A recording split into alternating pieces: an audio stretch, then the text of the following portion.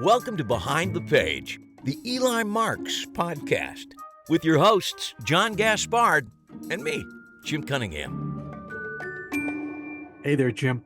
Hey, John, how are you? We're back. It's unbelievable. It is. Who would have thought season four? Season four. Certainly not me.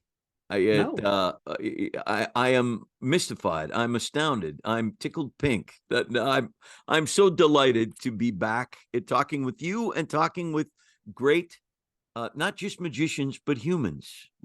Everybody we've talked to has been so kind. Yeah, it's going to be a great season, and you're going to be talking to me twice as often as you did last season because we're doing 24 episodes, and we'll be rolling them out on the second and fourth Monday of every month, which was our schedule for season 1 and season 2. So there's just going to be a whole lot more of you and me yakking away. I'm loving that. I'm loving it. I love everything about that. It's all good. Well, I thought long and hard about who our first guest should be, and it didn't really take that long, and it wasn't really that hard. We had a chat with our mutual friend, George Campbell, and I thought, yeah, that's how we're going to kick off the season because it's a terrific interview. It really is. First of all, I've enjoyed every single interview we've done, bar none. They've all been fascinating. I've found something to think about out of every single interview, but I don't know an interview that I have chuckled at as often as I chuckled listening back to this interview with George, and gotten so many sort of little pearls of wisdom tossed out along the way. This is a terrific interview. Yeah, for people who don't know who George is, he spent about 25 years, I think, in the motivational speaker circuit as Joe Malarkey, the worst motivational speaker in America. It was a 95% comedy, 5% motivation speech that he gave, as you'll hear, over and over and over and over again. It was very funny because he's very funny. But what surprised me late in our friendship, because like you, I worked with George in the corporate world a number of times for many, many years. And it wasn't until the Eli Marks series had been out with a couple of books that he sort of in passing revealed that he had a secret, which is that George years ago was, at the very least, a semi-professional magician. So, George Campbell, here's what's funny about you. There's many things that are funny about you, but I worked with you for, I want to say, years on the corporate level and never knew you had a background in magic. You kept that a secret from me until I was well into the Eli Marks series. And then you kind of said offhandedly, yeah, I used to do a lot of magic when I had a magic act. And at first I thought you were kidding, but you were not kidding. Let's go way, way back. When did you first become interested in magic? What was that entry point? Well, I don't know why I became interested in magic, other than the fact it was another way to get on stage. I was never a competent magician, but as a magician, I was a very good carpenter's assistant. And my buddy and I would build illusions because we figured out very quickly that, in fairness, it's just like the little girl inside is doing all the work, and we're standing there going, "Look at us." And so I learned 3 or 4 tricks to a degree that I could competently pull them off. Mastery is not a word I would use. Dave Vernon's cups and balls. I saw him do that on TV, and I thought, oh my gosh, I want to learn how to do that, which was one of the things that was really fun. So I bought the really good version of Cups and Balls, and then I bought his book, oddly enough, named Dave Vernon's Cups and Balls, which I felt was at the time was a little bit on the nose, but hey, what do I know? But what my favorite part of it was there was some move, and I had his video. I had taped his video, from a TV performance. So I was taking the book and looking at the thing. But he did this thing where he picks up a wand and does this thing, and he refers to it in the book as, well, here you do the Turkish twirl or the Swedish meatball, whatever it was. It was some move that he felt like, well, everybody knows. I just can use the shorthand for this. And this was before the internet. And I was like, well, all right, well, that's going to be a showstopper right there, meaning it stops the show right there because I could never figure it out. But I learned that. and from the photo that I sent you, you can tell I was wildly influenced by Doug Henning, who at that time, I mean, he came out and I was like, oh my God, so you can be a magician. And that means I can send back this moldy tuxedo. And he was cool. That was the thing. He was just cool. And that's one of the reasons why I got into magic, was to meet girls. And I will tell you, if there are any aspiring magicians, any young men out there aspiring to use magic to meet girls, your time's better spent in the gym. Really is. That's going to work out so much better for you. So anyway, we built the zigzag girl, and we built the dollhouse illusion, where the girl, you show the dollhouse empty and then the girl pops out, and all these other things. And that was the majority of what we did, was just big illusions, because that was what we were competent in being able to pull off. And it was really, honestly, it was just more about carpentry than it was about developing magic. But the thing that drove it was, I don't know, for as long as I can remember, I enjoyed being on stage, which is kind of interesting. People don't understand. I'm an extreme introvert, but on stage, I felt at home and I had fun. And so the part of magic that interested me most was the part of the show, presenting the magic in such a way that it was interesting and fun and it made people laugh. And that was the part of magic that really kind of hooked me. And then at some point in time, I discovered stand-up comedy, which was like magic without having to carry all that stuff with you. And I found that traveled easier. And so then it was a pretty natural thing. But my buddy and I, we did the show for probably, I don't know, a couple of years. At one point, we looked at trying to do an amusement park for a season, but that didn't work out as far as the time commitments that we had, because we were pretty busy doing illicit drugs and stuff. And so that it was just a clash of calendars, really, is what that was. But I always loved it. I loved watching it. And I remember all those shows. There was Bill Bixby, the magician. Yeah. He traveled around in a giant jet, which I don't think that's true.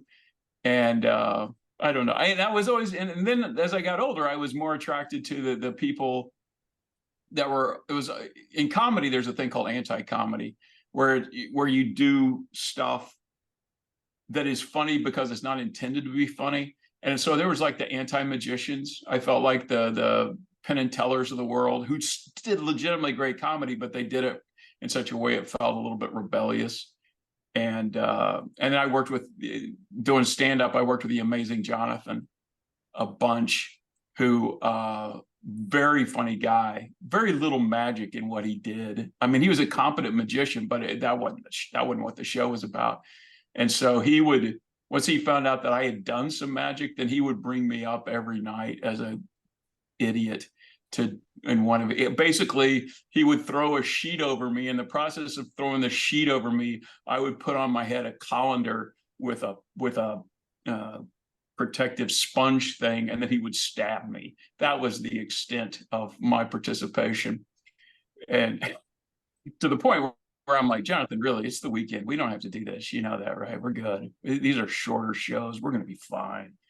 But George, I got to back up just a bit, because thank you for all of that way back, because a magician starting out, first trick usually isn't diverted cups and balls. Was that literally the first thing you tried to learn, or was there something a little bit more entry level? Or did you jump right into cups and balls? I think that was it. I mean, I'm trying to think. I'm trying to think what I did that I could actually do. And that was like the first thing that I saw, because I just thought it was the coolest thing I'd ever seen. And then there was another, that and a thing that I saw Doug Henning do a version of, that the version I bought was called Sidewalk Shuffle, which was this like 4-card Monty thing, that 3 of the cards were blank, and then there's an ace of spades or something, and it moves around. And then finally at the end of the trick, they're all aces of spades, something like that. Yep. But those were like the 2 that I remember. But Divernet, I was like, okay, how hard could it be? I mean, it's cups, it's balls. I'm familiar with both of those. This can't be, until he throws in the wand with the Turkish delight or whatever the hell that was, which I've never to this day has figured out. And Dai sadly passed away before he could share it with me, Well, I'm So sure that there is a listener out there right now who, having learned that routine, knows what you're talking about, knows that it's not called the Turkish twirl or the Turkish delight. it's some, I remember the thing. He picks up a wand and is somehow in transferring the wand to the other hand or whatever, he moves a ball from place to place. I got nothing. I think it's now called the Di Vernon wand spin. I could be wrong on that, but I think he has claimed the title of that. I really do. I think it's magicians would refer to it as the Di Vernon wand spin, where you would spin and make something appear or disappear. Apparently that was another book that I didn't have access to.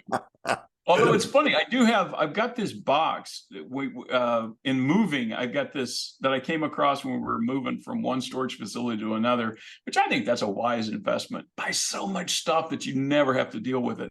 And it was a box of all the magic stuff. And I came across like this sidewalk shuffle, and I actually came across cups and balls. And I was messing with my granddaughter with it. And basically all I can do now is that fake thing where a cup appears to drop through another cup, that thing. That was it. That's all I had. That's not really, I was not much more skilled than that even in the day. So. All right, backing up again. I want to back up again. I believe I just heard an interview with, I think, Michael Amar, who talked about building large illusions. And he said, and it took me, me and two other guys to get it there. We had to get there 6 hours early. It was 4 minutes of my act. I had to wait till they were closed up at 1 to take it home. And I thought, you know what? Card tricks. From now on, card tricks. And you dived right into something where you got to transport big stuff. Apparently you had a way of doing that. Yeah. I don't even remember how we did it at the time. I think there were times where we rented U-Haul trailers to get all the stuff, but it was a huge pain. And I remember, I was living in Enid, Oklahoma. It's a town of like 30,000 people, and we were in high school, and we didn't have the only access we had to anything that looked like magic was the occasional appearance of somebody on the Tonight Show, or you couldn't find it. And so when it did occur, we would tape.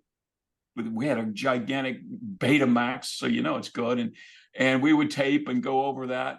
And I will never forget, we saw Doug Henning was on the cover of Newsweek or Time, and they showed a picture of him doing the Zigzag Girl. And we thought we knew how it was done because it was that classic dark, light, dark thing that kind of compresses space so that more space looks like less space. But we looked at it on Time magazine. We're like, all right, we don't know how this is done. Mm-hmm. And then it wasn't until we saw him do it on TV that we realized, you bastards, you retouched the photo. They actually took out half the thing to make it look more amazing. And I'm like, you know what you're doing to kids out in Enid, Oklahoma? And I don't think they cared. I really don't. I'm sure they do now. I'm sure in retrospect. I looked it up while we were talking. You can find that wand spin now, whether you call it the Di Vernon wand spin or Michael Amar teaching you the Di Vernon wand. You can find it on what they call the YouTube.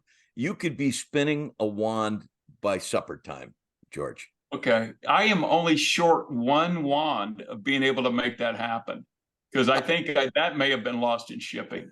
I'm pretty sure I'm wandless. One of us will ship you a wand. I will look that up, though, because now I am fascinated. And I think there's a better name. I think of the Flemish carpool or something. I think he could have come up with a... You can call it whatever you want. If you can do it, no one's going to question. Thank you. That's the kind of free speech we have left in our country, and I appreciate it. Absolutely. So, George, I'm going to continue sitting in the past here because I'm really curious. You guys are introduced. You come to the stage. What happens in the act? You got a set list taped to the floor in front of you. What are those items? Oh, what are the actual things that we do? Yeah. What's that act like? It's big illusions and little stuff. We had this box that we would assemble, and that's from empty, all the sides. And then you would pull a whole bunch of stuff, ending literally in a rabbit, because I don't mind telling you, I've always had a very broad imagination. And I thought, wait, what would no one expect a magician to pull out? And that was what we came up with. The dollhouse effect, where the girl comes out of the empty dollhouse. We did the substitution trunk back in the day. And I remember I'm a senior in high school, and we're doing the talent show. We're doing the substitution trunk, and we didn't build it. We built ours like a coffin kind of thing instead of the box kind of deal. My partner is the one that gets wrapped up in the trunk, and then I'm the one that ends up in the trunk and all the stuff. And the trap, there was a rope that tied the trunk solidly. There was a rope that the end of the rope fell in, so I couldn't latch the trap. And then by the time, and he sees it and he pulls it out, and then I'm able to latch the trap. But now I'm way behind in what I have to do to get in the bag and the chains and in the cuffs and all that crap. So that when the way that it opened up, the audience couldn't see me at first when he opened up the thing, but the look on his face was hysterical, because he's like, well, George is in no way ready to continue this trick, I don't believe. So he fumbles around with the top of the bag and then eventually brings me out. But I remember that, and I was like, man, this is a tough way to earn a living in high school, doing this stuff for talent shows. The funny thing was, and it was really unfair, I think about this now, is my buddy, who is a genius. I mean, a literal genius, the guy that I did this with. He owns, I don't know, 50, 60 patents. He's got 2 Emmys and an Oscar for technical achievement for the lighting designs. And all those ring lights that you see that became so ubiquitous during COVID. Yeah, that's him. Wow. Yeah, he's an amazing, and he's just the best guy in the world. We're still buddies, but he could build anything. Literally, it didn't matter. The first computer he had, he built. All of our stuff, he was the one that said, I think I know how to do that.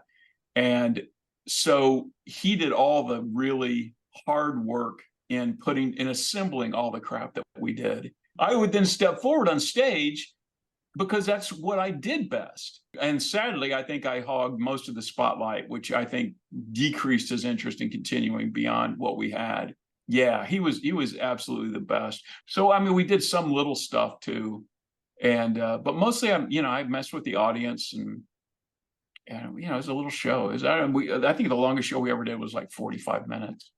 Probably seemed longer to the audience. We didn't poll. There was no polling data back then. And I think it was better for it, really. All right. So at what point did you decide to let go of your partner, let go of cups and balls and the zigzag and the dollhouse and the sub trunk, and just move on to stand-up comedy? We built the show in when we were in high school. And if you look at that photo that we have, there was not a lot of dating going on. So we had some free time.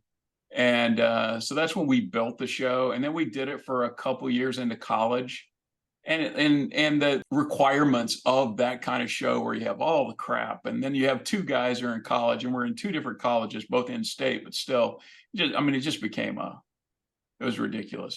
There was no way we could continue. So stopped doing that. And then it probably took 8 years for me to decide, well, I got to do something. I got to do something on stage. I got to do something that feels fun. Because I had a bunch of crappy jobs, and I was like, none of this is fun. And I went to an open mic night at a comedy club, and I had written 12 minutes of comedy, which I didn't even know was a lot for your first time at an open mic night. No one told me. There was no pamphlet. And somebody asked me, so, well, what are you going to do? One of my coworkers, she said, well, okay, so you're going to go do this thing. What are you going to, then what? I'm like, oh, well, I plan on being discovered. Hello. And I walked off the stage, and the owner of the club says, I've got work for you. Nice. I paid, you always pay dues, but I did not pay the traditional dues that most guys pay. But I think, I'd done a lot of stuff on stage, and I've always written and had a good sense of humor. And I knew, I came in to stand up with a lot of things going for me. And it was within like 6 weeks, I was full time and on the road. I met a guy came in, and a headliner, that was working, and he saw me work, and he says, I can help you. And we made a call to Atlanta. Back then there were these clubs, like the Punchline, had like 14, 15 clubs in the Southeast. And he said, my buddy wants to come in as an opening act. He's really good. You're going to love him. And they go, okay. And so they booked me for 30 dates, sight unseen. And so, and immediately I'm on the road. So it happened really quick. And there's no magic in that stand-up act. You're not using nothing. No. just stand up at that point. Yep. And it was funny. The very first time I was on stage, I had mentioned to the club owner, because I had no introduction for him to do. And I said, yeah. He says, have you ever been on stage? I said, I've done some stuff, and I had a magic show. And he's like, okay. And so he used that in the introduction. The guy used to be a magician. And I came up and I said, well, technically I was a semi-professional magician, which means you work quite a bit, you just don't eat well. And that was literally the first thing out of my mouth on stage. Was an ad lib that I'm like, all right, well, that's you keep it, right? That's a great line. Yeah. It was funny. The little tiny details that you remember. I mean, there's entire years of stand up that I don't recall well, but there's like little tiny glimpses. I remember the first time I bombed. I was like 6 shows in before I finally hit an audience that was having none of it. And I thought, wow, I am so lucky. If this had happened on day 1, I'm probably out, because it's like, oh no, I don't want to do that. Thanks, no. But I was at the point, and maybe there's that fine line between confidence and stupidity. But by that point, when they didn't laugh, I thought, what's wrong with them? I didn't see it as a reflection on me. It was just like, well, okay, well, they don't get it. I can't help them. I want to jump ahead. We'll come back to some earlier questions I have, but I want to jump ahead. Are you willing to tell us the story about the prank you played on your fellow comedian on stage who had the bad sense to leave during your set? Yeah. And so this guy is the same guy that helped me get all that work in the beginning. And so I feel like the best way to repay somebody that kind of debt is to destroy them on stage. So we're working in Dayton, Ohio, and the club was kind of set up weird in that there was the access to the kitchen was almost right by the stage. It was blocked by this little screen, but that's where the comedians would stand before they went on. And so I'm the middle act, and my buddy's headlining, and he comes up to the opener's up doing a little bit of housekeeping before he's going to introduce me. And so my buddy reaches out and shakes my hand, says, hey, listen, man, have a good set. And I'm like, okay, that's weird. We don't do that. All right. But I shake his hand, and then he won't let go. So ladies and gentlemen, please welcome to the stage, George Campbell. And then I'm trying to pull away. The audience can't see it. And I can't. So he waits until there's a natural crescendo and then a lull after that. And then the audience is like, what? And so he lets me go at what? So I walk up to an audience that's like perplexed and not amused. And I'm like, all right. So I do my little skit. And then now I should tell you, he and I have worked together. We had worked together for years at that point. We knew we could do each other's show better than we could do our own. And so I'm watching, and I watch him go to the back of the room. He just get a big grin, and he walks outside. And I'm like, well, that's interesting. So what I proceeded to do was, ladies and gentlemen, I would like to introduce you, do my impression of every moth or flying insect that's ever been in your home, which oddly enough, coincidentally, was his opening bit. So I did like the first 5 minutes of his show. Oh my God. And then I segued back into my show, and then he comes back in. And so then I finish, we're standing in the same place. The opener is getting ready to bring him up, and I reach out my hand, hey man, have a good set. And he's like, no, you're not gonna get me. And then he goes on stage and does his first 5 minutes, which the audience has seen as recently as 17 minutes before. And they don't understand how this is, that guy could be ripping off that other guy's act so blatantly right in their face. So it doesn't go well for him, that first part. And he finally gets him back. He's a legitimate comic. And then he comes off stage. He goes, did you see that? I said, yeah, I did. He goes, man, they hated me in the beginning. What do you think that was? And I said, I don't know, man. I said, here's what it would concern me, because it's inexplicable. That's material. That's solid material that just failed in front of that audience. The thing that would worry me is you never know when that's going to happen again. And so unless he sees this podcast, I never told him. Oh, because that's a gift that keeps on giving. That's like jelly of the month or something. That never stops feeling good. Did you say jelly of the month? Is that what you just said? Yeah, that's a gift that keeps on giving. Yeah. Get a different jelly every month. Are you crazy? Oh my God. Yeah. You get some apricot this month, and who knows, next month, knock me out. It could be grape or never been gifted jelly of the month. Well, I feel stand by. I've missed out. Yeah. Well, I'm making a note. My life has been. All right. So what did you like about stand-up and what didn't you like? Man, there was almost nothing I didn't like.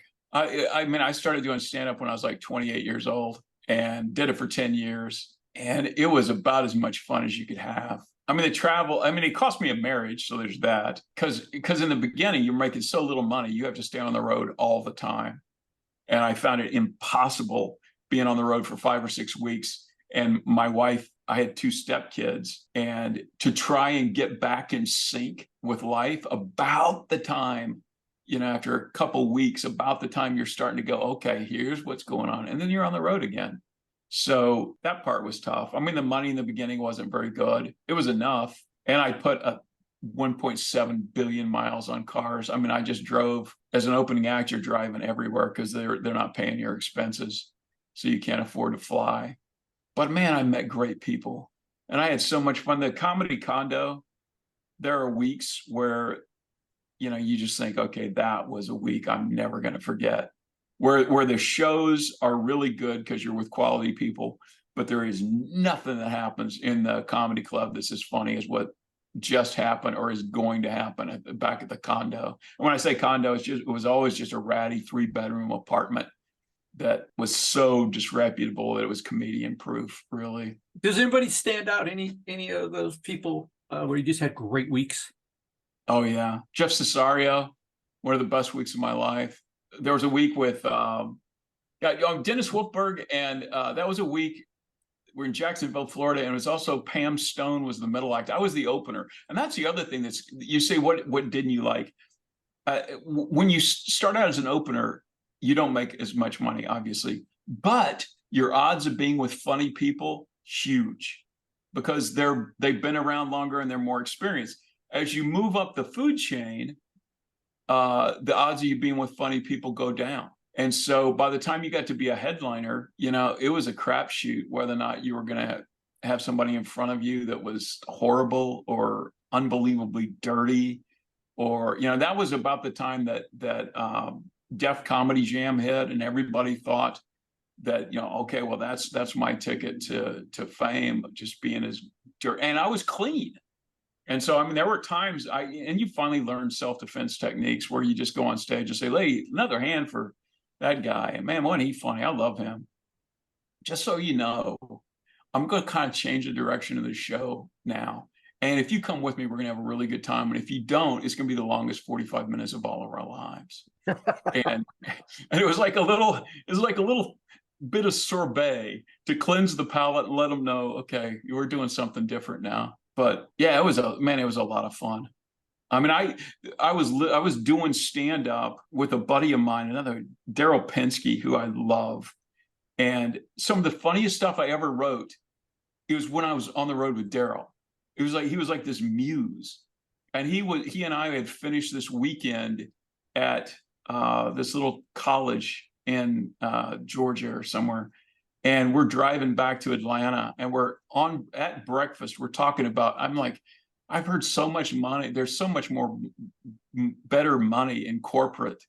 And I'm like, man, I'd like to write a show like that. And we're talking back and forth. And I said, you know, what'd be really funny is just a really bad motivational speaker.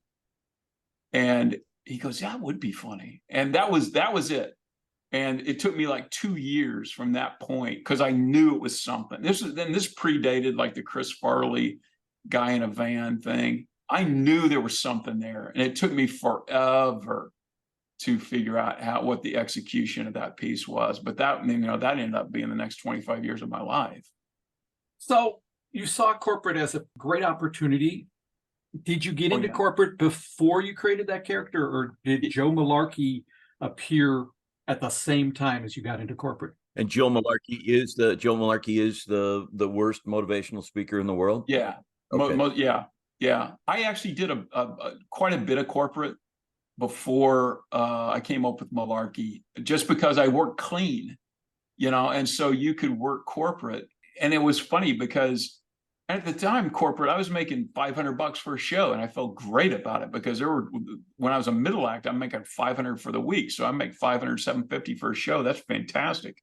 And I came up with the idea for malarkey, and I went into the guy that booked me a lot into corporate as a comic, and I said, I've got this idea for a show, and I explained it to him, and he goes, yeah. He says, I think that price sell for 2,500. I'm like, are you kidding me? It's 5 times what I'm getting paid now. And I'm like, why did you not tell me this before? And the funny thing was, I told him about this show, and I was working on it, you know, and in reality, I wasn't working on it really. And so for a solid year, every time I did stuff for him all the time, and I would go in and pick up checks. How's that show coming along? Oh yeah. Oh yeah, it's coming along, man. I'm really, yeah. And so finally we get to December, and I'm coming in to I did some Christmas gig for somebody, and I'm picking up a check, and he goes, where are you with this? And I said, it's very close. I'm very good about this. Yes, very near. And so I drive home from his office to where I live, which is like 25, 30 minutes. And by the time I get there, there's a message on my machine that says, I booked it. You've got to date January 17th. And I'm like, all right, well, I have a choice here. I can either call this guy who I really like and respect and tell him I am, in fact, just a big fat liar, or I could just write the show. And it seemed like less embarrassing just to write the show. And so I did that. And the first show, it was a very tiny thing. They only wanted 15 minutes. So it wasn't like I was writing an entire set. But so I wrote this, and I'll never forget, Gary said, listen, if this doesn't go well, just segue into your stand-up. And I'm like, Gary, you don't understand. This is a character. I said, if this doesn't go well, we're all writing this all the way to the ground, man. And so I went up and I started, and like 2 minutes in, I thought, oh, I'm going to be doing this a long time. Because there's a saying in comedy, buy the premise, buy the bit. And it's like, if you can get people to buy in on the premise of what you're talking about, now we can sell them all the fun. And that was it. Once I knew that people would accept that, man, there's a guy in front of us saying some really wrong crap, but it's funny, then, you know, I knew, man, we're going to be doing this a while. Do you remember what your first couple lines were when you came out on stage? It's the first time as Joe Malarkey? You know, I don't remember what the opening bit was. But here's the thing. Malarkey was this So let me backtrack. One of the things I learned in stand-up from being around guys, there were guys that I called cheerleader acts, that they didn't have much material, but man, they had energy, and they just, man, they pumped it out there, and the audiences would be swept up in that, and to the point where they didn't notice that there's no actual funny going on here. And so I thought, until I was confident I would eventually get the material, but until I get to that point, I'm going to use every technique that I've seen these guys do to backstop this. And so Malarkey had extremely high energy and big gestures, and I learned that one of the things, I saw an interview with Don Knotts, and he was talking about the key to the Barney Fife character is every emotion plays immediately on his face. There's no guile to Barney Fife. And I'm like, all right, I'm going to pull that. Everything Malarkey's thinking, it's going to show right here. So I think that energy, as much as anything, and I had material, I just didn't have much of it then. But I don't remember what the actual opening. I wish I had that one on tape. That would have been fun. Yeah. Well, I can tell you from my own personal experience, first time I saw you was at a speaker showcase here in the Twin Cities. And it was maybe a half dozen speakers, each doing a little bit, so we get a sense of who they were. Then we want to book them. Then this guy came up, Joe Malarkey, and I was sitting at the front table with my coworker, Amy. Always a mistake. I had no idea. And about halfway through your set, she had to get up and go get a pitcher of water and come and give me water, because I was about to collapse from laughter. It was the funniest performance I had ever seen. And it was just 20 of us in a little meeting group, and you were just slaying. And I thought, this is somebody, if we can convince the client that this is a good idea, or it's going to be similar to what I said the first time Mr. Jim Cunningham auditioned for us. And somebody said, what do you think? And I believe I said something like, Remember what it was, Jim? Yes, of course I do, because as a young performer, somebody says something like that, you live on that. And in some instances, John, when I am behind the eight ball and worried, I think of things that will get me through the next 20 minutes. And one of them was that audition where they turned to you and said, "What do you think?" And you said, "I think we should hire him. I think we should continue to hire him until we can't afford to hire him anymore." That was one of the nicest things anybody ever said to me, and well, Well, of it was course, will true. never forget it. And I've never achieved the final part of it. I've never Oh, priced myself out, but nevertheless, there's always tomorrow. So I said the same thing about George when I saw Joe Malarkey. one of the things you said though, John, this was an interesting thing, was if we can convince our clients that this is something that they're going to want. And I went through a period of time, 6-9 months, where I felt like I had the best program nobody had ever heard of. This preceded that showcase, because by that point I was already working with a bunch of speakers bureaus. But it was that thing of the hook was Joe Malarkey, worst motivational speaker in America, and I knew that was going to turn some people off, because why would we want that? But I also knew it was an extremely strong hook. And if I could ever get past that initial resistance and build up a body of work and a body of clients that liked me, that the thing that made me difficult to sell in the beginning was going to make me easy to sell down the road, because ain't nobody else trying to be the worst motivational speaker. And what went from weird and off-putting suddenly became unique and interesting. The first time I saw you, George, I was the MC of some corporate event and had no frame of reference for you, except John telling me, "You're going to love it." And I said, "Okay." And we did not really converse much before the show. And I introduced you, and you went up, and I went backstage to watch you from the back screen. Yeah. As God is my witness, I was laughing so hard, I may have peed just a little bit. Then I think you are going to be very interested in our customer service seminar called "Does It Look Like I Work Here?" Very good. So that one sentence, that one phrase was this: he talked about the sustenance of a positive attitude through negative assumption. Yeah, this is powerful. Yeah. The sustenance of a positive attitude through negative assumption. How to maintain a good, happy outlook on life by always assuming the worst. How to raise your standard of living by lowering your expectations. This is good. Yeah. Yeah. Here's how it works. Here's how it works. You're getting ready to walk into a situation. Before you go through that door, you think to yourself, what is the worst possible thing that could happen to me? You go through the door, it happens, you come out, how do you feel? Great, because you were right. Yeah. Oh, it feels good to be right. That's fantastic. Now let's say you go into that situation expecting the worst. Something better happens, you come out, how do you feel?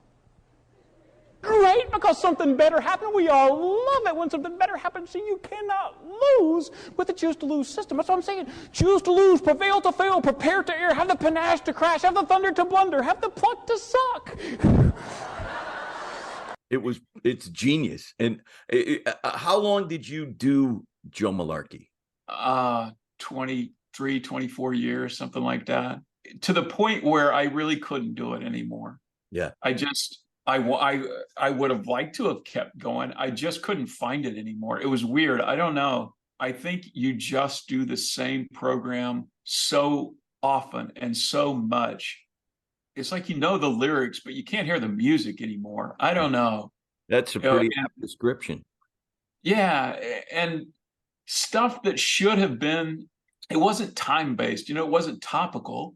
There was no reason for it not to land with an audience the way it did before, but I found that it wasn't. And it was just like, oh man, this isn't fun. And I did everything. I said, well, maybe we need to sell it harder. And I would try that. And I didn't like that. Well, maybe we need to pull back on selling it and kind of, it's just pull the delivery back a little bit. And it was like, no. But then one thing happened that made so I'm watching the trajectory of this show slowly get less than it should.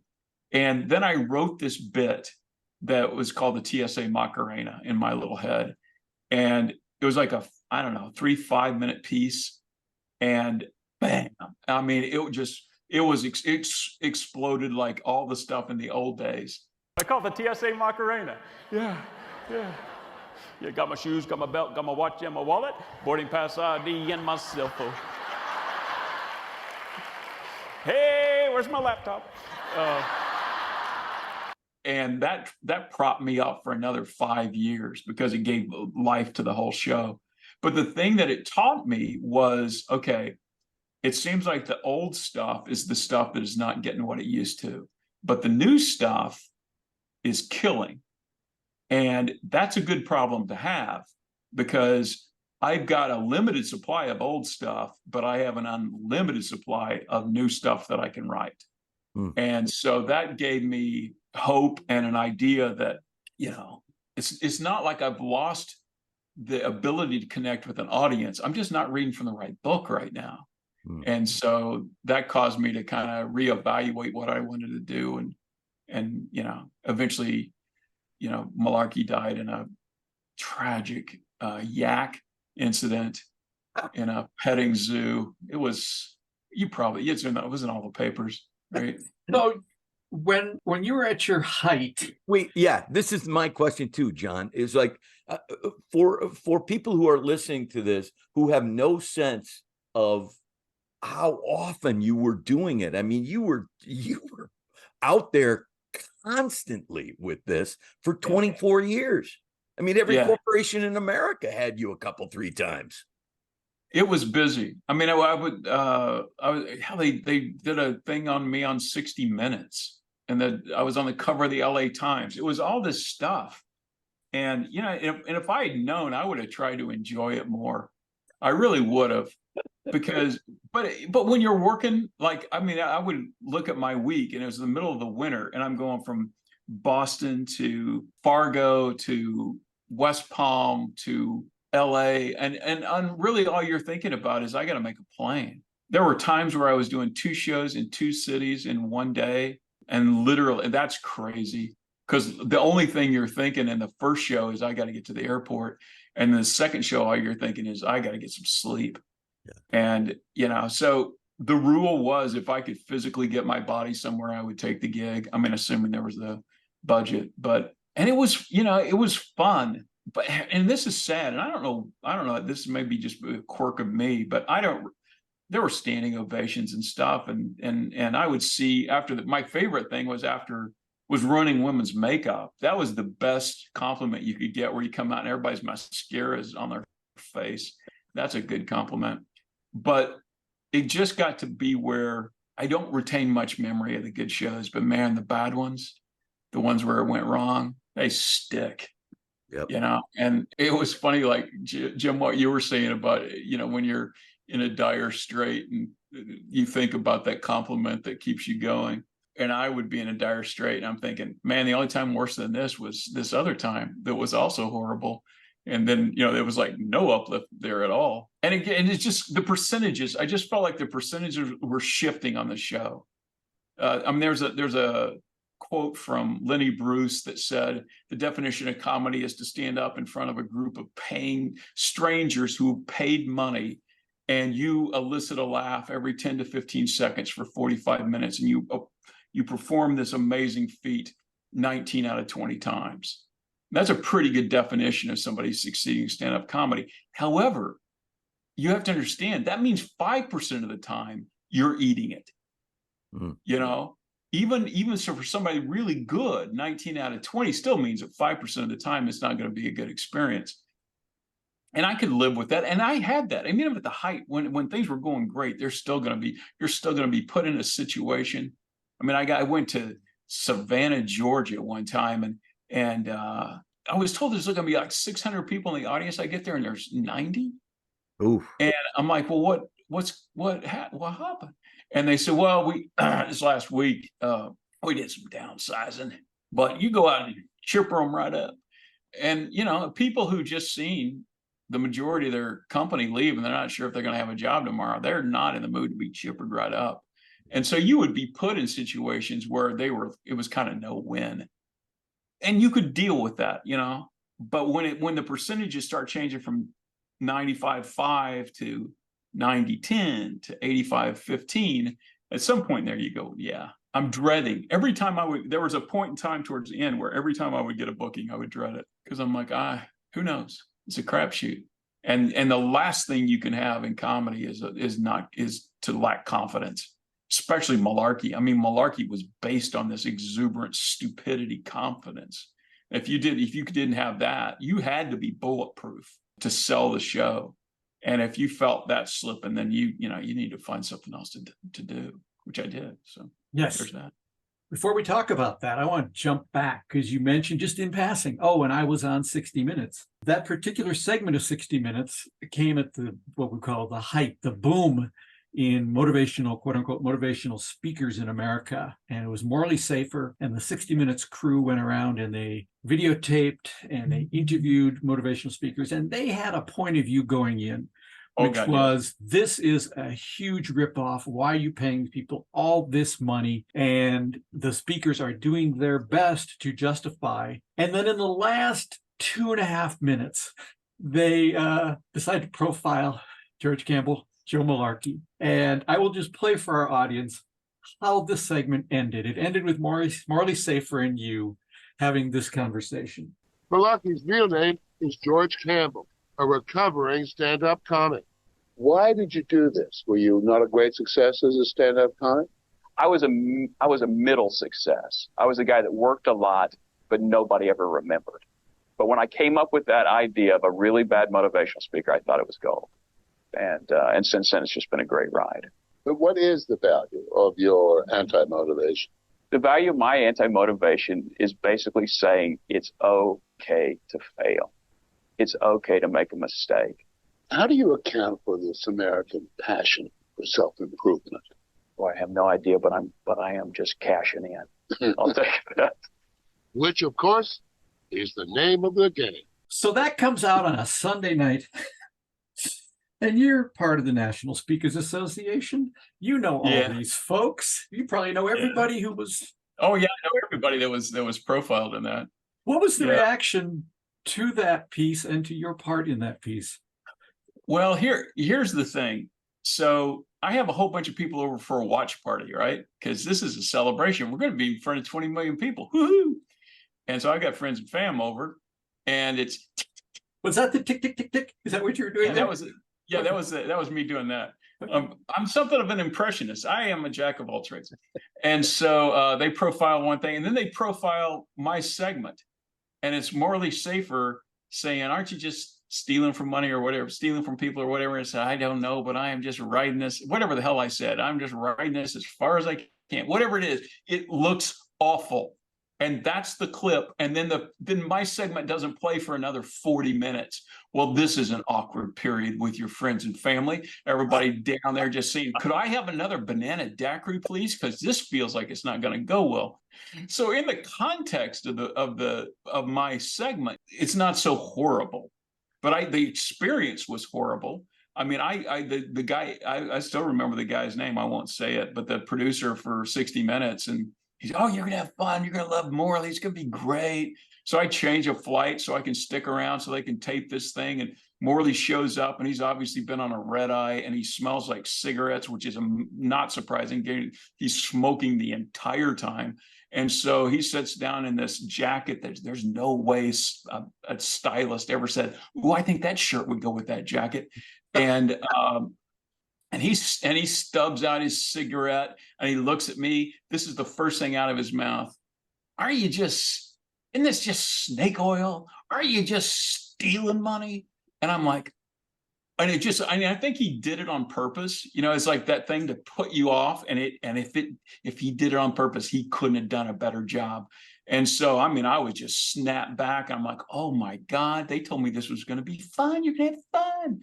And then we finally get to the point, this is when I realized I was in some deep trouble. He goes, so how much money do you make? And you know, that seems weird to ask. And so I said, well, I know I make less than Andy Rooney, and I'm way funnier than him.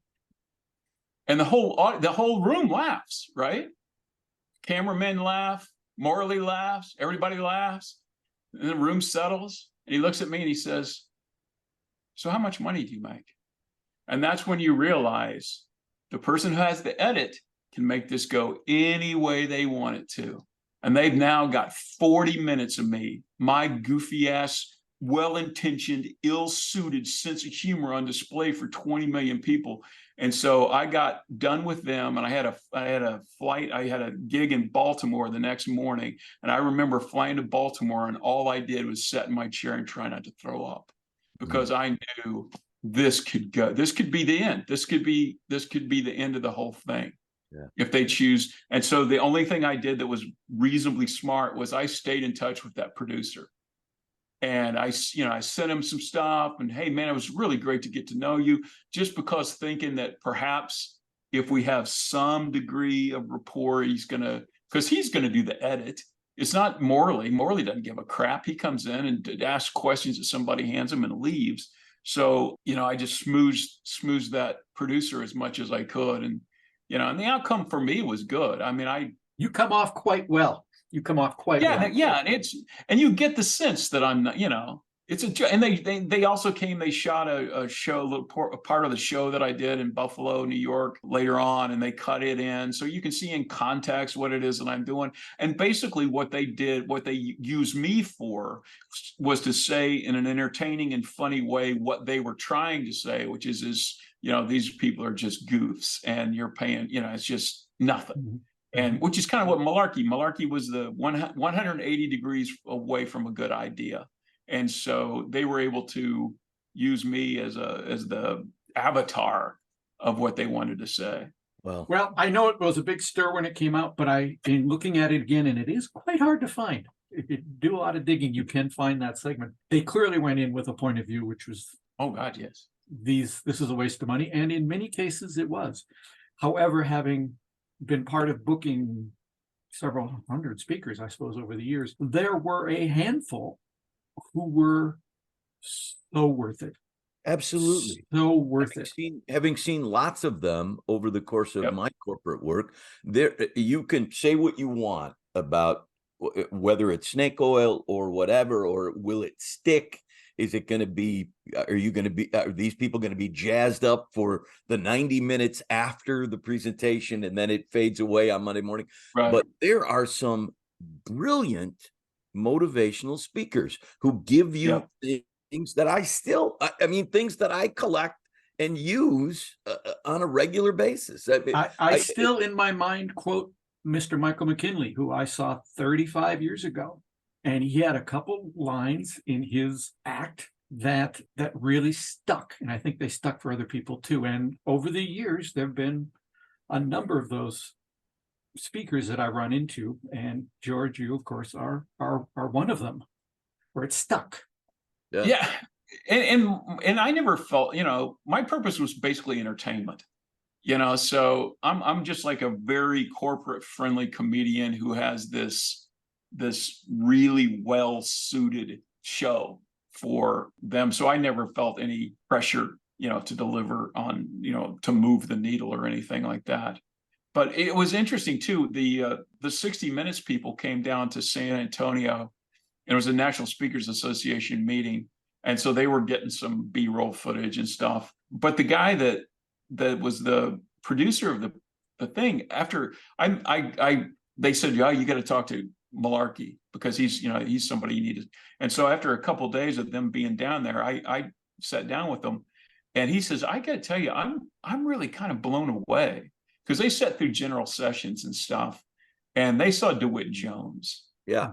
And they saw some people, and they were like, I'm really kind of surprised by how good some of these presentations are. And I'm like, yeah, there are some amazing people out there. Yeah. So it's a very, if you want to paint motivational speaking as a schlocky thing, that's a very broad brush, because there are some people that are absolutely amazing.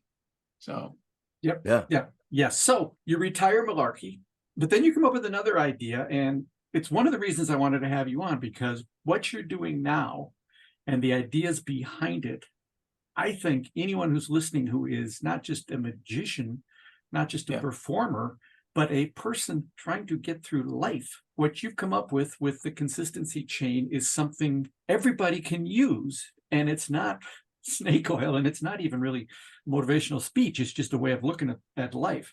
Can you just give us a kind of a very long elevator speech? Let's say this is going to the top of 150-story building. What is the consistency chain? Well, let me just, okay, so I'm right now I'm preparing a 15-minute program that I'm going to do 3 times the next week. So I'm trying to take a 60 or 90-minute program and squish it down into 15 minutes, which is damn yikes. Yeah. But the thing that I'm opening with in this program, the thing to try and explain this is going to seem completely off topic. Before Steve Martin became famous as an actor, he did stand-up. And I saw him at a performing arts center. And there was a bit that he did that I've never forgotten. And it was Steve Martin's 2-step approach to becoming a millionaire. Step 1, get $1 million. Step 2. And the concept is that's exactly the way we talk about consistency. Here's the 2-step approach to becoming consistent. Step 1, be consistent. Step 2. And I want to raise my hand and just say, okay, so what you're saying is all I have to do to get what I want is to be somebody I'm not. Okay, well, this could be a challenge. And that was what I ran up against, is I began to investigate this question, and that is, how is it possible for smart, capable people to be completely aware of a few simple things that if they did them on a regular basis would result in tremendous life benefit, and yet? And it was those 2 words I ran head on into, and yet. I mean, the frustration that comes from knowing what it is you should be doing, knowing that you're capable of doing it, and yet. And so I did a deep dive investigation, a lot of research, a lot of reading into neuroscience, and to try and find out why it is, because I'm that guy. I'm one of the people who is definitely consistency impaired. And I see other people don't seem to have this problem at all. And I'm like, what is the difference? And so, that's what I explore in my program is what is the difference between the consistency, the people that are easily consistent, and the people that are struggle with it. Why is it? What is the neuroscience behind it? Because it literally, the difference between consistent and inconsistent people shows up on a functional MRI machine. That's how deep this is. And then finally, why? Or rather, how can I get beyond this? And what we have to do is the answer to that is the consistency chain, which is a technique that Jerry Seinfeld used to power himself through his early career. And virtually everything that he has, owns, and is right now is nothing more than the compound interest on years and years of consistency. When you first explained this process to me, it was with the Jerry Seinfeld example. And do you want to just dive into that a little bit? Because what he does is something any performer can do with their own process. Absolutely. So Seinfeld, I read an interview, and he's talking about this kid coming up to him, a young comic. He says, how can I be Jerry Seinfeld? And he's like, oh, well, first of all, that was never the goal. The limos and Learjets, that was not what I was going for. I was looking to be a better comic. And that's really critical. This whole idea of better, any word that ends in an ER like that, and I'll explain in a second. And so he said, well, what I did is I looked at all the activities that I could do on a daily basis that would make me a better comic. And this is a very easy process for whatever it is you're trying to do. There's got to be repetitions for magicians, and there's got, everybody has some version of something that they want to improve on and an activity that they could do to make that happen. And so he said, I'm going to write jokes. And so he got a calendar. He wrote jokes the first day, got a calendar, made a little X on the calendar. Wrote jokes the second day, made an X on the calendar. Now, the genius of Seinfeld, the reason why he got paid $800 million for the syndication rights to his sitcom was that he did not see 2 X's on a calendar. What he saw were 2 links on a chain. Day 3, and it never gets any harder than day 3. Day 3, he had one unbelievably simple goal. And that was, don't break the chain. Don't break the chain. And it's funny because when I first saw that, I almost missed it because I thought, well, this is too simple. How could something this simple be responsible for all that success? And the reality is, all the research showed me it has to be simple, because we are trying to negotiate with a part of our brain that simplicity is the only currency it accepts. And that's what I'm talking about, the fMRI thing. And so what I did is I looked at this and I said, well, okay, I'll try this. And I picked an area of my life I'd never been consistent at, and that's working out. And I said, okay, well, I'm going to work my activity. I'm going to go to the gym 45 minutes to an hour a day. And I worked out the first day, made my little X on the calendar. Second day, had my chain. And the reason why this works is that, by the way, that chain extended for 531 straight days without a miss. And the reason why I was able to do something that consistently, which I had never in my life done anything that consistently, is because I could come home after every time at the gym, look at myself straight in the mirror and say, you're healthier, you're stronger, you're fitter. And I wasn't waiting for something far off in the distance to happen before I could feel good about myself. I wasn't waiting for some magic number to turn up on the bathroom scale. No, I won every single day. And because I have the kind of brain that is driven by instant gratification, I was able to actually take the thing that had been my obstacle, which is this desire for instant gratification and my inability to delay gratification. I could take instant gratification and nail it every single day and feel good every single day. And that allowed me to generate this unbelievable long-term consistency. I love this. So, having not seen the consistency chain, but having seen Joe Malarkey several times, have you let go of sort of the I don't want to say funny, because I believe that whatever you do, there's going to be humor to it. Right. But sort of it actually, not that Joe Malarkey's act didn't have things that you could, reverse engineer, go, oh, well, what this is blah, blah. Yeah. But this seems more straightforward. It is. Yeah, it's definitely, the percentages have changed. I mean, Malarkey used to be 95-5. Funny to content. And this is probably 80-20 content to funny. And I still have things that I do that are funny, have stories. And that's been the challenge. I was saying, I was putting together the 15-minute piece. One of the things, the first thing you lose is the funny, which just kills me. Yeah. But then you just, try and backstop it with, little tiny things that you do along the way.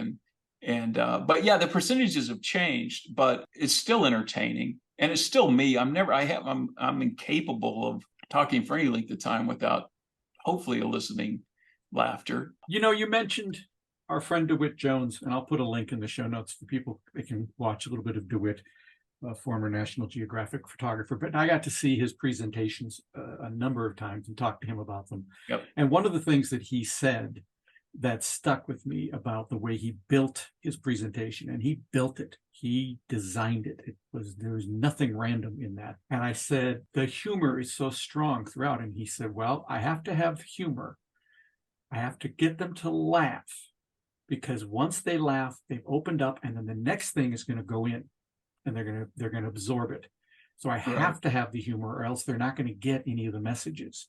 And I think for you, with the consistency chain, that's the brilliance of it, because you're taking 40 years of making people laugh and allowing that during the presentation to make them laugh. They open up, and then here comes a smart idea that you're able to absorb. Right. Well, it's funny because I came up with this whole idea of "and yet" as these two words, and I think that's going to be the title of the book.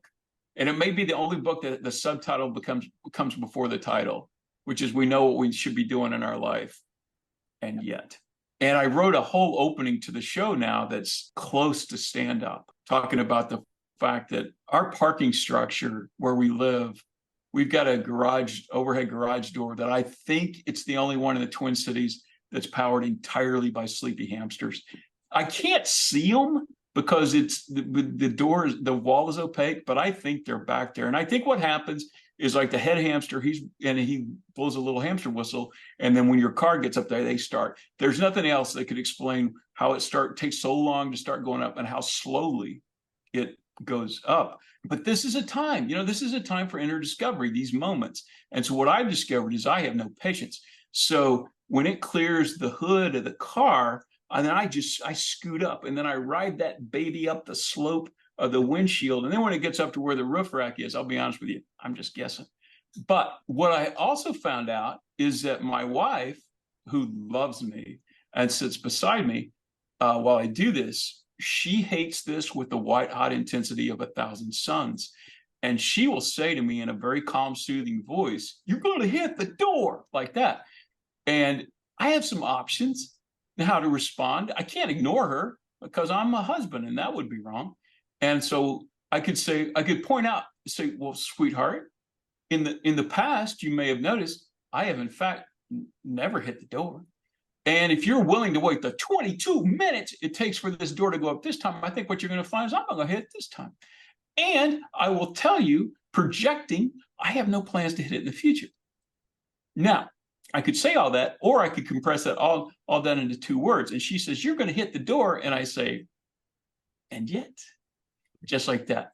And I will tell you, if you want to have a good relationship, you don't want to be using that a lot. However, the satisfaction that comes, and if you can throw a little smirk in at the same time, oh my Lord, just the sheer delight of saying "and yet" to somebody, it's tough to overestimate. So I wrote that piece, and that's like pure stand-up. That is just going back to the day. And so that's what I open the show with now to set up the whole concept of "and yet." And I had so much fun writing that. And it's based on a true story. I mean, we literally, she would say to me, "You're going to hit the door." And I would say "and yet." And she would say, "Don't ever say it to me again." And I'm like, well, add that to the list, because there are a number of words and phrases that are verboten. Verboten being one of them. How did that even get on the list? He just makes me laugh. He has for years and years and years. As I pointed out in the interview, I almost passed out the first time I saw him. I was laughing so hard. Yeah, he is a delight on stage, off stage. In this interview, as I said, there are so many moments of just pure, unadulterated fun. But then about every third sentence, there's something that you go, "Oh, I can think about that. That's something I can think about." And I'm really, really, really interested in seeing him do. And yet, I would love to go see this speech some point. I just think what a great, because so many of those kinds of things would be applicable to me as a human being. Just having sort of that idea that there is a way to work with my shortcomings in a way to make them less short. Yeah, the consistency chain is a really smart idea. I remember when he first told me about it, using Jerry Seinfeld as an example. There are a couple other things that George said that I thought were just fascinating. His idea that there's a fine line between confidence and stupidity. We've got clips of Joe Malarkey in the show notes. You can look at it and see him in action. There were some sound bites in the interview. You get a sense of who he was and how he built that character. I think he said something like, the first couple customers may not get it, but I can get past the first couple customers. Everybody's going to get it.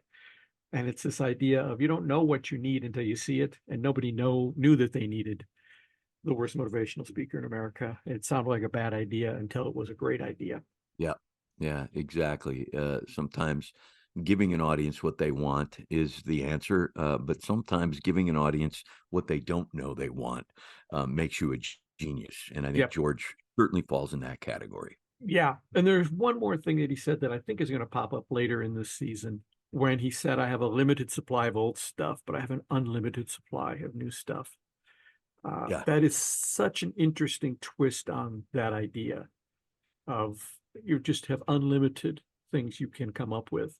If your old stuff isn't working, that's fine. Come up with something new. And it's such a positive take on that.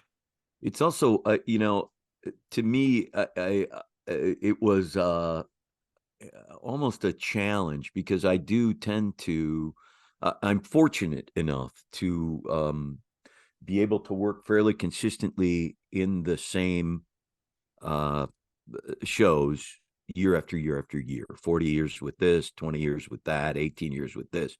And so there is a certain amount of, well, I don't want to come up with anything new. That's too scary. I'm very happy with the stuff that I'm doing, that I've been doing for all these years. Starting over again with something completely fresh, good Lord, that seems like a lot of work and pretty scary. So to hear that take on it, I've got a limited amount of old stuff, but an unlimited amount of new stuff, was both challenging and refreshing, I guess.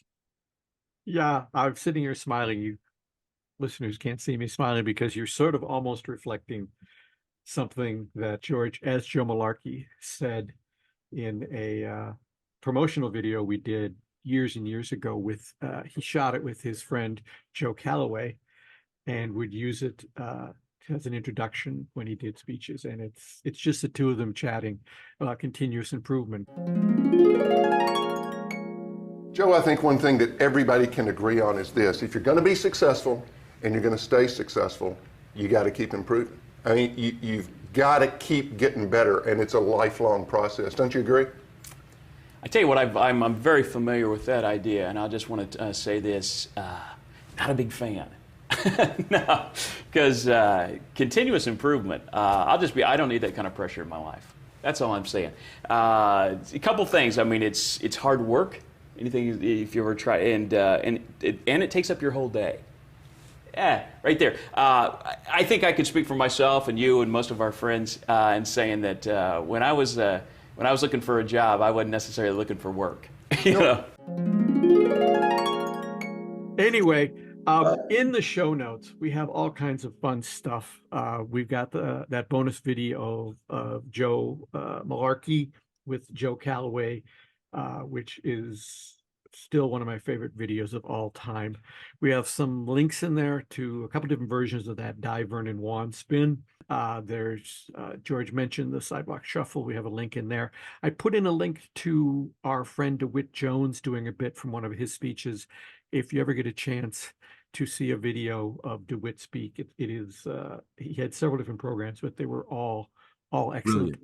Yeah, I saw him live a couple of times, and he absolutely, that's why I was grateful that George said, saying that this is all just snake oil and schlocky is painting with a pretty broad brush. And I agree with that, because while that can be true, and while there is some belief in my head that it might not stay with you, there are things that I heard DeWitt Jones say, or Joe Calloway say, that I think about, if not on a daily basis, certainly every couple of days. I'll I just need to change my perspective here for a second. And and that's right out of DeWitt Jones. There are some brilliant speakers, and there are some not so good speakers. There are some, but the ones that are good are really good. We also have a link to George's consistency chain program if you want to look at that and find out more about that. But we need to get down to what Dana Gould would call our filthy business here. It's time for you to start reading. I'd like to start reading. Can I ask a question before I start reading? You sure can. Yeah. So we're doing The Miser's Dream this season. We are. So last season we jumped all the way ahead to the 8th book in this series, but now we're going back to chronology. This is the 3rd book in this series. We've done the first 2. This is the 3rd one. It is. It is The Miser's Dream. It was originally called The Trick That Cannot Be Explained, but the publisher at that time said, that's too long a title. I can't tweet that. So there's now a short story in the 8th book called The Trick That Cannot Be Explained. And The Miser's Dream is perfectly situated this season because there's a key element in the story in which 2 years ago, I met a guy who was writing a book about this thing we're going to talk about in a couple episodes. And I just wanted to wait until he was done with the book, because no one else had ever written a book about this thing. And Boy, I'm just leaving you hanging there, aren't I? But we'll find out in a couple episodes what that is. So we did the 8th book last season. It also allowed me to only do 12 episodes, so I could get the young Eli Marks book out, The Curious Mysteries of Eli Marks, which has generated a lot of buzz, John. I am very pleased with the reactions. I'm getting ready to do my first middle grade classroom visit with a bunch of 6th graders who are reading the book. And thanks to our friend Suzanne, she has taught me a lovely version of Cards Across that I can do with 6th graders. Oh, that's great. That's just fabulous. But anyway, so we're going to dive in now to the first chapter. Grab your book, Jim. It's the first chapter of The Miser's Dream.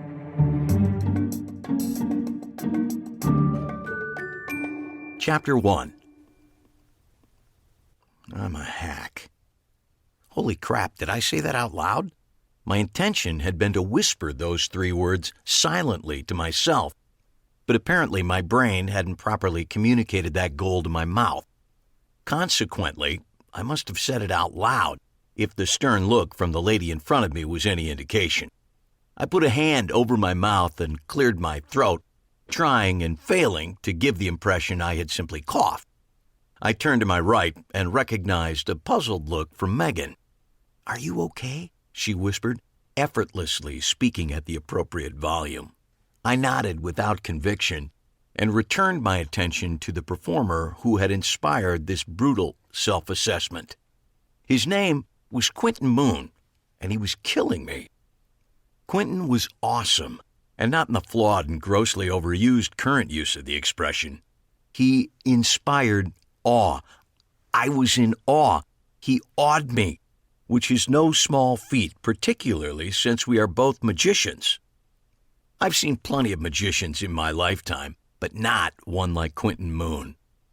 I had resisted when my Uncle Harry had offered us the tickets because, as a magician, I can honestly say that I may have already seen enough magicians in my lifetime.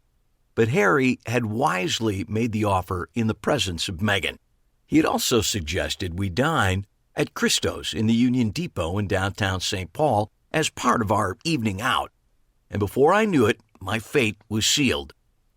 Parking was the usual downtown St. Paul nightmare scenario, but dinner was delightful, the hummus to die for, and the wine and the conversation flowed. For a while, I almost forgot that my primary goal this evening was to see, of all things, a magician. Megan declared our walk from dinner to the St. Paul Hotel a winter wonderland romp, but in reality, it was a wet slog through yet another in a series of recent snowfalls. None of the merchants had shoveled, and the snowplows had not effectively cleared the streets from the last dusting of snow, so crossing at each intersection became a high-tension thriller all its own. By the time we made it to the classic hotel's ornate lobby, my shoes were soaking, my feet were freezing, and my mood was grim. For her part, though, Megan couldn't have been bubblier. "This is going to be fun," she gushed, as we were directed to the single elevator which offered access to the top-floor suite. "You remember we're seeing a magician, right?" I asked as the doors slid shut. An hour later, my shoes were dry, my feet were warm, and I had been transported to a Victorian drawing room and a performance of chamber magic that would, in many ways, change my life. Quentin Moon appeared as if he had stepped directly out of the pages of a Jules Verne novel. Thick sideburns framed a ruggedly handsome face with piercing green eyes and a warm and inviting smile. It was hard not to like him immediately, but I will say I gave it a valiant effort. He greeted each guest as they arrived, ushering us to our seats while keeping up a steady patter about the room's history, the night, and the snow, which continued to gather on the leaded glass windowsills. The living room of the suite was set with about 30 chairs, all facing the front of the room. The majority of the audience was better dressed than I was, with several gentlemen even sporting tuxes. For his part, Quentin wore a tailored coat, which he removed at the top of the show, revealing a tastefully colored vest and cummerbund combination. He was an effortless performer, but but I understand enough about the trade to know you only get that relaxed on stage if you've really done your homework off stage. The 70-minute show was an even mix of illusions I'd seen 1,000 times before and tricks I was witnessing for the first time. But in Quentin's hands, even the most cliched illusions sported a brand new shimmer and shine. Hoary old chestnuts like the linking rings and the miser's dream, tricks which are staples of kids' birthday parties for God's sake, took on an entirely new flavor in his hands, and I watched them all as if for the first time. The breaking point for me came when he did a 7-minute routine using thimbles. Thimbles! He actually did a routine with thimbles that not only held my attention, but transported me. I was transfixed, and my amazement and self-loathing grew concurrently as the evening progressed until I finally uttered my inner monologue aloud. I'm a hack. The second time I said it, and every subsequent time, of which there were legion, I was able to keep the words inside my head, which I felt was a victory of sorts. But it didn't change how I was feeling, with my primary emotion being one of complete impotence. Megan, of course, was feeling none of this, but responded to each new miracle with the oohs and ahs which are the lifeblood of magicians. She spent most of the performance literally sitting on the edge of her seat, leaning forward in anticipation of each new illusion. And she wasn't alone. Quentin held the crowd confidently in the palm of his hand.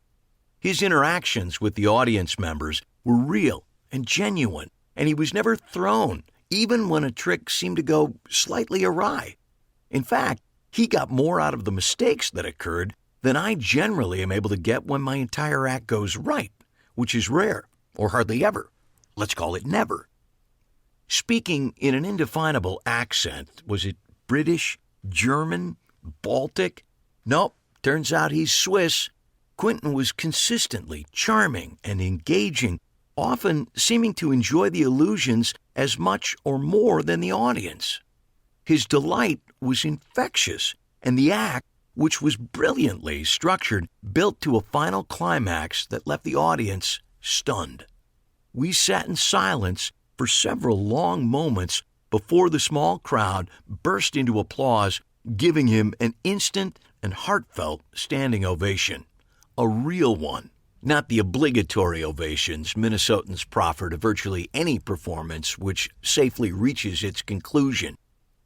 As he had done at the beginning of the evening, Quentin spoke personally with each of us as we left, creating an immediate, if affable, traffic jam pileup at the suite's door. Due to the confined nature of the space, I was able to hear his answers to all the questions put to him while we moved closer and closer to the exit. Is this the first time you've done this show? No, I've performed similar shows in London, Zurich, Berlin, and Madrid. Why do it in a hotel suite? Couldn't you make more money in a large theater? Yes, but then I would miss the intimacy of interacting with each member of the audience, such as I'm doing now. How are you enjoying Minneapolis? We're in St. Paul. What brings you to the Twin Cities? I have a corporate engagement in town and thought this would be an ideal time to present this show as well. Murder a couple of birds, as it were. And then it was our turn. It was wonderful, Megan gushed, truly wonderful. Thank you, Quentin replied, turning his 1,000-watt smile on Megan and then on me. Megan grabbed my arm and pulled me forward. This is my friend Eli. He's a magician, too. I hadn't thought it was possible to feel any worse about myself, but it turns out I was wrong. I suddenly felt about a foot tall. Quentin, however, seemed oddly delighted by the news. Not Eli Marks? He asked. Yes, I said tentatively. Brilliant. I had the very great pleasure of meeting your uncle, Harry Marks, at the show last night. Really? He hadn't mentioned it. Charming gentleman. We had a wonderful conversation. He even talked me into doing a lecture at your magic store. Odd. He didn't mention that either. He's quite persuasive. He is that. I must tell you, it certainly was a thrill to finally meet Harry Marks. Something of a legend, isn't he? He likes to think he is. Well, thank you so much for coming tonight. I look forward to seeing you at your shop. We can't wait, Megan said before I could respond. Quentin smiled at her, then at me, and then we were out the door. The drive back to Minneapolis was a quiet one. I did my best to convince myself this was because the roads were treacherous and I needed to concentrate on my driving. But Megan sensed something was amiss. He was really good, she ventured at one point. Yes, he was. A few more moments of silence passed. Did you enjoy the show? Sure. Another pause. It doesn't feel like you enjoyed it. Is this a psychic perception? You don't have to be psychic to sense you didn't have much fun. She had a point. It's hard, I ventured, to watch something that good and not feel bad about it. I mean, if you're in the same business, if that makes any sense. But he's not better than you, she said, just different. No, he's better, a lot better. I turned off the freeway and made a left on 46th Street, moving us as quickly toward Chicago Avenue as the traffic and snow would allow. Do you want to hear a joke? I turned to look, her adorable face peeking out of a too-big parka, and couldn't help but smile. Sure, tell me a joke. Okay, let me remember how it goes, she said, biting her lip while working out the joke in her head. Okay, I got it. How do you climb off an elephant? I don't know. How do you climb off an elephant? You don't. You climb off a duck. I furrowed my brow and gave her a long look. At least as long a look as I dared give as the car slipped and slid along the snowy roadway. Honey, I think you told it wrong. She shook her head defiantly. Nope, that's the way I heard it. I think the actual joke is, how do you get down from an elephant? You don't, you get down from a duck. That's what I said. I don't think that's what you said. My way makes just as much sense as your way. No, I began and then stopped, glancing at her again. Are you doing this to take my mind off the show we just saw and my completely understandable feelings of total and utter inadequacy? She shrugged. Maybe. I couldn't help but smile. Thanks. It's working. But you still got the joke wrong. Before she could object, I pulled the car into a parking space in front of her duplex. After a quick kiss goodnight and a final word from her on the subject, "You're still my favorite magician," I deposited Megan safely at the front door to her duplex and then crossed Chicago Avenue and began the short and slippery trip down the block to my place. The sidewalk in front of Megan's building had been recently shoveled, but the owners of many of the apartment buildings across the street had apparently given up. Due to the frequency and amount of snow we'd received so far this year, it was hard to blame them, but even harder to navigate across their sidewalks. The businesses on the block had done a far better job of keeping up with the various snowfalls than the apartment houses.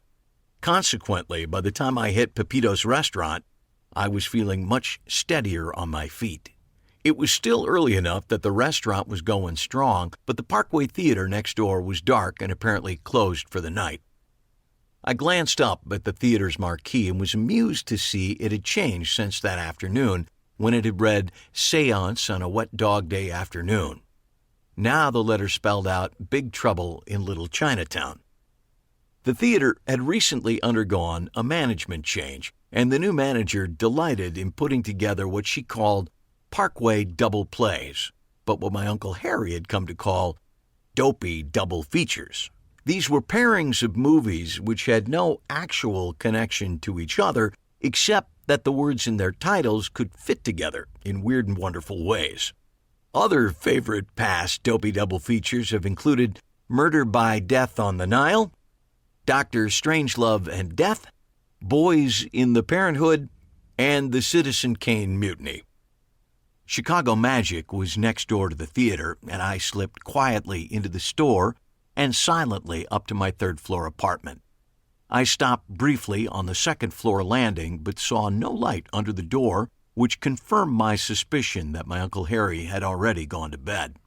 I made a mental note to discuss Quentin Moon and his alleged impending lecture in the morning, and then headed up the last flight to my apartment.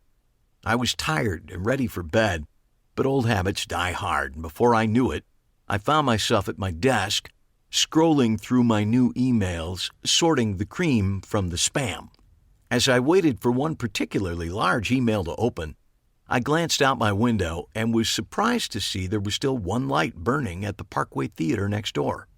My apartment overlooks the projection booth in the theater, and even though it's very much an obstructed view, I've often enjoyed peering into the room from my odd vantage point, trying to figure out what movie is playing by the way the lights bounced off a mirror on the far wall of the booth.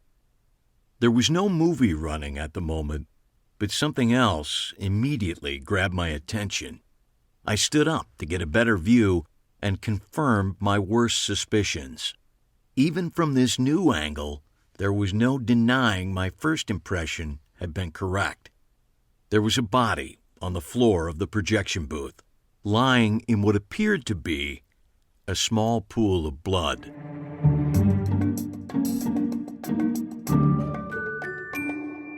The inspiration for that character was Tommy Wonder. And the idea I had, because I was watching a lot of Tommy Wonder stuff, the late Tommy Wonder, who was amazing. Absolutely. You know, Yeah. he was European, he was handsome. I mean, he was like a model. He had a brilliant mind. The lengths that he would go to make something work. I mean, this stuff's just amazing. And I thought, what would it do to Eli if his relationship with Megan is kind of okay now? They're back together after the last book. But what if Tommy Wonder came to town and was interested in his girlfriend? You'd have no means of fighting back because you're just Eli Marks and he's Tommy Wonder. Anyway, that's where that came from. That's why we call this podcast Behind the Page. Exactly. See, even I didn't know that stuff. So that's great. That's terrific fun. Yeah, if you want to picture Tommy Wonder when you're reading that, you certainly can. The book has 24 chapters, so we're going to be back to 24 episodes this season. We're going to break it up where every other episode is going to be a in-depth interview like we just did with George, and then we're also going to have some surprises in what we're calling the interview-free episodes, and that'll be every other episode. So there's a lot to listen to during the next 23 episodes after this one. We appreciate you listening at all, folks. And if you haven't subscribed yet, please do. We'd love to have you as part of our Eli Marks family. And not just subscribing, if you have a spare second and can leave us a review, that really helps. It helps other people find us. And we'd love more people to find us because we're having a great time and we hope you are too. Yes, absolutely. So don't forget, check out those show notes. We got that link to a bonus video of George Campbell's Joe Malarkey in conversation with our friend Joe Calloway. We got the Vernon Wan spin, the Sidewalk Shuffle, some DeWitt Jones, and the Consistency Chain. So there's a lot to look at in this episode's show notes. We will see you next time for Chapter 2 of The Miser's Dream. Bye-bye, everybody. This has been Behind the Page, the Eli Marks podcast, with your hosts, John Gaspard and Jim Cunningham. Produced by Alberts Bridge Books at Grass Lake Studios. Find this podcast and all the books in the Eli Marks series at elimarksmysteries.com. That's ELIMARKS Mysteries.com. And thanks for listening.